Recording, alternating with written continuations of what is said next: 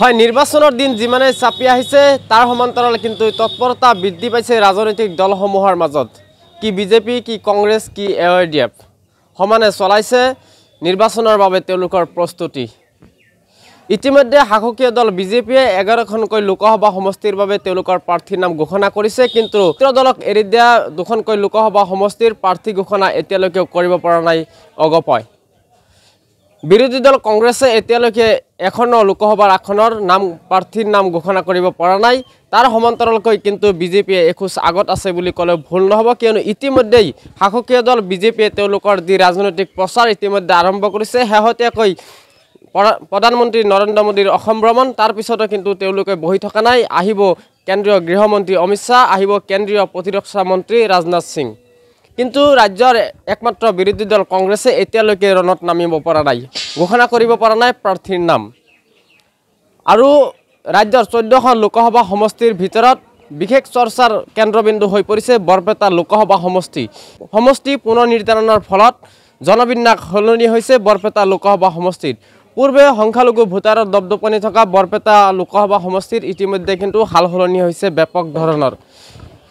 পূৰ্বে কংগ্ৰেছে দখল কৰা বৰপেটা লোকসভা সমষ্টিত এইবাৰ চকুৰিছে শাসকীয় দল বিজেপি মিত্ৰ দল অগপয় বিজেপিয়ে যেহেতু অগপক এৰি দিছে কিন্তু এতিয়ালৈকে প্ৰাৰ্থীৰ নাম ঘোষণা কৰিব পৰা নাই প্ৰাৰ্থী কেন্দ্ৰিক বিবাদৰ সন্মুখীন হৈছে এতিয়া অগপয় শেহতীয়াকৈ চৰ্চাত থকা ফণীভূষণ চৌধুৰীৰ টিকেট শেহতীয়াকৈ কনফাৰ্ম হোৱাৰ পথত কিন্তু বঙাইগাঁৱৰ একাংশ ৰাইজে কিন্তু ইয়াৰ বিৰোধিতাৰে নামি পৰিছে ৰাজপথত কেনে হ'ব বৰপেটা লোকসভা সমষ্টিৰ ৰাজনৈতিক পৰিকল্পনা হেয়া কিন্তু সচেতন মহলে এতিয়ালৈকে উপলব্ধি কৰিব পৰা নাই শেহতীয়াকৈ কংগ্ৰেছেও কিন্তু প্ৰাৰ্থীৰ নাম ঘোষণা কৰা নাই যদিও ইতিমধ্যে চৰ্চাত আছে তেওঁলোকৰ মিত্ৰ দলৰ CPIMক দিয়া হ'ব বৰপেটা লোকসভা সমষ্টিৰ প্ৰাৰ্থী তাৰ বিপৰীতে কিন্তু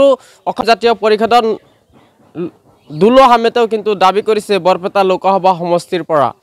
কেনে হ'ব বৰপেটা লোকসভা সমষ্টিৰ এইবাৰ হেয়া কিন্তু জনসাধাৰণৰ চকুৰ আগত থাকিব যহলে কেনেকুৱা হ'ব বৰপেটা লোকসভা সমষ্টিৰ নিৰ্বাচনৰ ফলাফল এই বিষয়ে আজি আমি মতামত ল'বলৈ উপস্থিত হৈছো সৰুক্ষেত্ৰী বিধানসভা সমষ্টিৰ অন্তৰ্গত ভক্তদৱা বজাৰত আৰু ভক্তদৱা বজাৰৰ কিছু সংখ্যক লোকৰ সৈতে আজি আমি কথা পাতিম কেনেকুৱা হ'ব আগন্তুক দিনৰ বৰপেটা লোকসভা সমষ্টিৰ এইবাৰৰ নিৰ্বাচন এইবাৰ জুজটো তাৰমানে হয়তো এআইডিএফ দলৰ পৰা কোনো প্ৰাৰ্থী দিয়াৰ কোনো কৰা নাই তো এইবাৰ জুজটো মিত্ৰজোঁট প্ৰাৰ্থী আৰু এজিপিৰ মাজতে হ'ব আৰু বিশেষকৈ এতিয়া দুটাৰ মাজত কোনে ওলাই যায় এতিয়া অলপ সন্দেহ আছে কিন্তু তথাপিও অলপ ৰাইজে সচেতন এতিয়া হৈছে হয়তো বিগত দিনত আব্দুল খালিকে আছিল হয়তো তাৰ কাম কাজ যিখিনি মানুহে দৃষ্টিগোচৰ কৰিছে আৰু সেই কাম কাজৰ ওপৰত ভিত্তি কৰি এইবাৰ মানুহে অলপ ভোটটো দিয়াত কোনো প্ৰাৰ্থীৰ ওপৰত মানে কোনো দলৰ ওপৰত গুৰুত্ব নিদি সম্ভৱতঃ প্ৰাৰ্থীৰ ওপৰত বেছি গুৰুত্ব দিব বুলি মোৰ এটা বিশ্বাস এতিয়া ধৰক অগপ বুলি মই এতিয়া তেনেকৈ নকওঁ কিন্তু বিশেষকৈ অলপ চৰ্চাত আহিছে যিহেতু অলপ মানুহবিলাক অলপ ৰাজনৈতিকভাৱে অলপ সচেতন হৈছে আৰু সেই ক্ষেত্ৰত বিশেষকৈ তাৰমানে অলপ প্ৰাৰ্থীৰ ওপৰতে বেছি গুৰুত্ব দিব বুলি মোৰ এটা বিশ্বাস হয়তো এতিয়া কোনে ওলাই যায় সেইটো মই মোৰ অলপ সন্দেহ আছে এইবাৰৰ বৰপেটা লোকসভা নিৰ্বাচনৰ যিটো ফলাফল আমি যোৱাবাৰৰ দৰে যোৱাবাৰ যেনেকৈ দেখিছোঁ এইবাৰো নিশ্চয়কৈ ঠিক তেনেকৈ হ'ব যদিও জনবিন্যাস লোকসভা সমষ্টিৰ পুনৰ নিৰ্ধাৰণৰ ফলত আমি জনবিন্যাস সলনি হোৱা দেখিছোঁ তাৰ পাছতো কিন্তু শাসকীয় পক্ষ হওক বা কংগ্ৰেছ হওক এওঁলোকৰ মাজত কিন্তু অংকৰ মানে আউল লাগি আছে এতিয়াও এওঁলোকে আচলতে নিশ্চিত নহয় যে এওঁলোকে ইয়াত জিকিব আচলতে কংগ্ৰেছৰতো কোনো মাজত উৎসাহ দেখা নাই আৰু এজিপি বা বিজেপিৰ কথা যিয়ে নকওঁ কিয় এওঁলোকৰ মাজতো অংকৰ খেলি মেলি যাৰ কাৰণে এওঁলোকে এতিয়ালৈকে প্ৰাৰ্থিত্ব ঘোষণা কৰাৰ সাহস পোৱা নাই মোৰ বোধেৰে এইবাৰ যিটো দেখা গৈছে ইয়াত যিটো ইণ্ডিয়া লাইন যিটো ইণ্ডিয়া বুলি যিটো আমি জানো মোৰ বোধেৰে তাৰ এটা ডাঙৰ অংশীদাৰ পাৰ্টি হোৱাৰ কথা আছিল ডাঙৰ এটা পাৰ্টি তৃণমূল কংগ্ৰেছৰ যি দুইবাৰৰ প্ৰাক্তন বিধায়ক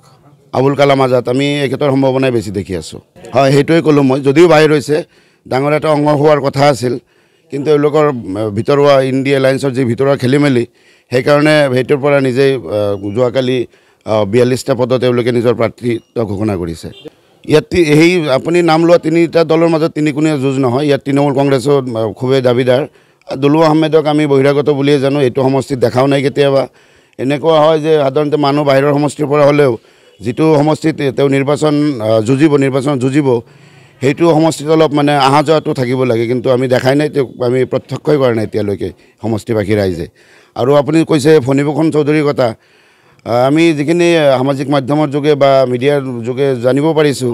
তেখেতে টিকট যদি তেখেতক দিয়া হয় সেই দুখতে কান্দি আছে তেখেতে, গতিকে তেখেতৰ দ্বাৰা এইটো সম্ভৱ নহয়, যিহেতু এইটো বিধানসভাৰ নিৰ্বাচন নহয়। গতিকে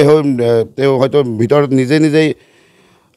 এইটো ছেটিছফাইড নহয় যে তেখেতে এজন যোগ্য সাংসদ বুলি বিবেচিত হ'ব। ভয় নহয়, এইটো আচলতে আব্দুল খালেকৰ কথাটো সকলোৱে নাজানে। আমি যিখিনি খবৰ জানো, তেখেতে খুব অচিৰেই তৃণমূল কংগ্ৰেছত যোগদান কৰিব, সেইটো ইতিমধ্যে খুবেই চৰ্চাত আছে। এইটো আৰু তৃণমূল কংগ্ৰেছৰ ভিতৰৰ খবৰ এইটো।